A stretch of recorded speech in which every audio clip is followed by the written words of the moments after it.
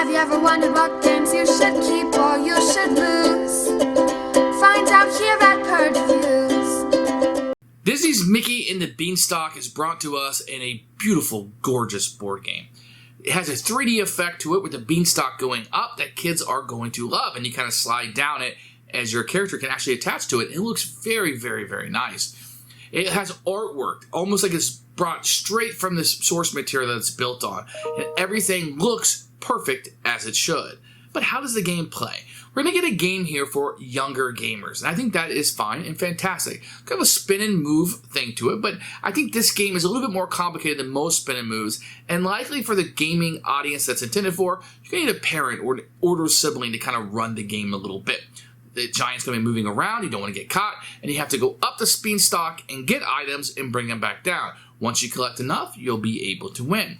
It's a very interesting game for kids. I think that it didn't talk down to the kids. It gives you an easy mechanism, a spin and move, but adds that set collection and adds getting up and down in the 3D effect to what ends up being a wonderful game for kids. It's never demeaning to them. It never treats them as if they're stupid, but gives them an escapade with Mickey and his gang they can go through, and one that plays right along with the story that they've seen on their favorite television program. So I think that this game actually sets out and accomplishes what it's trying to do. But keep in mind, you're not going to sit around and play this with your buddies. This is a game to play with your youngest of children, and I think it accomplishes that. It gives you meaningful decisions. It gives you things to kind of plan out and cooperate with the other players. And it has that dose of Disney magic that you're looking for. For us, this is a keeper.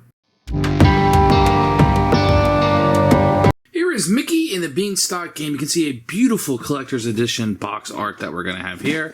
Ages will be 4+ on this one. You're going to open up. We're going to have a rule book, which we'll take a look at in a few minutes. I should note that the inside of the box has this beautiful artwork on it and starts to tell the story from the moment that you open it up. I do like that quite a bit. And here you're going to get the giant, which is great because it's just his head. You can see the scale here of the other things. They're just fantastic. But let's talk about these. You are going to get 4 pre-painted miniatures. You're going to get Goofy, Donald, Mickey, and Minnie. And these really do look fantastic for what amounts to probably a $20, $25 game. It's wonderful. Golden harp that you're going to have here. A spinner that's actually thick, comes together, and actually spins well. Imagine that. These cardboard tokens are great. You're going to have this that they're going to go up and down, and they will kind of click on here, and they will be able to ride this, which is fantastic. All the pieces, the artwork, everything you've seen here is just going to be wonderful. The box will be part of the game that you'll be playing. I had a great time, and the components are really out of this world. I mean, getting these in like a children's game, and the spinner and how well it's put together, and the artwork in this game is just beautiful. Here's a rule book. You can see it kind of looks like a menu. You can see the giant foreboding over here. It's like this quite a bit.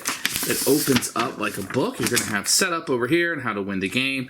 And it kind of tells you how to play and then gives you a little bit of extra rules you're going to have here. And this is like a little bit of a variant that you can add in.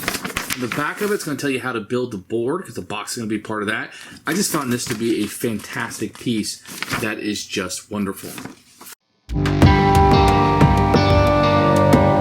So down here in the box, okay, set up the game is pretty easy. You're going to have your food out. The giant will be here at the table. You're going to have your 4 miniatures down here in Happy Valley. And you're going to have the board kind of set up. You'll put the harp over here. You have your keys nearby. If you're playing with the courage tokens, they're here. Then everybody will choose a character, and they can hold 3 items at a time. The characters will start out in Happy Valley. As you can see, they are all 4. Down here. This is all one space once you get down here.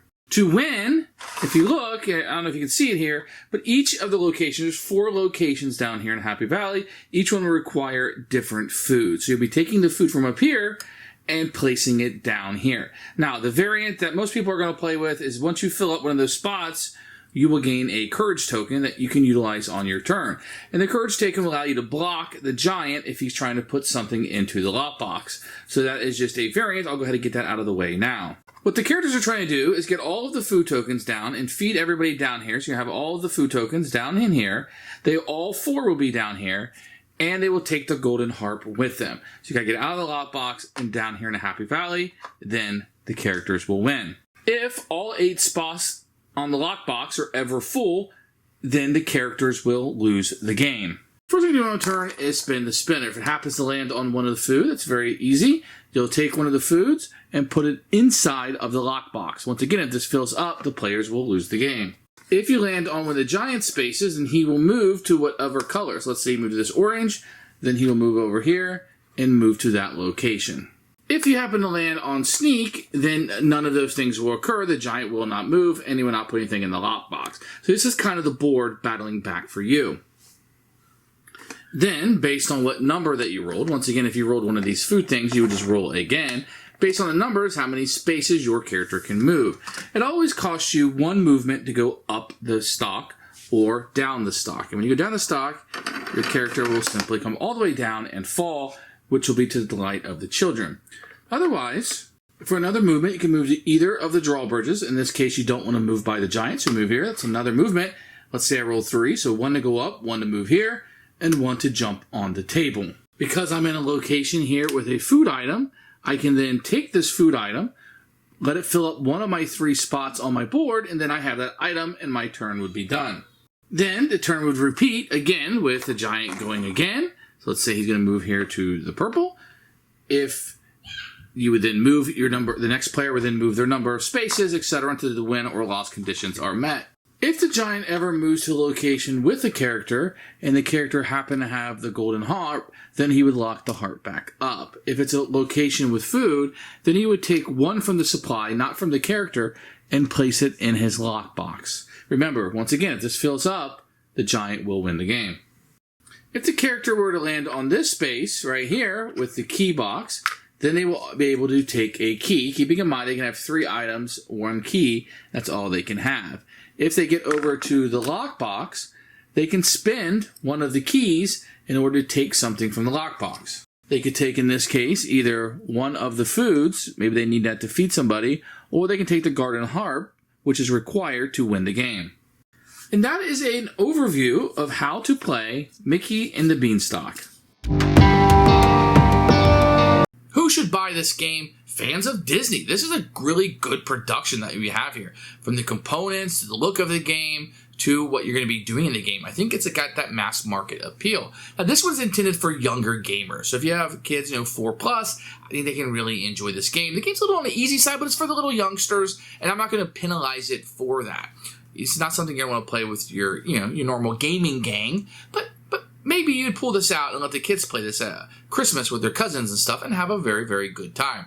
I think it might need an older sibling or somebody to kind of run the game, like a parent, because it's going to be a little complicated at some points. For us as gamers, it's nothing like Scythe, of course, but it's going to be a little bit much for 4 or 5-year-olds. But my kids are able to play this just fine with a parent or older sibling going through. So this game's going to have wide appeal.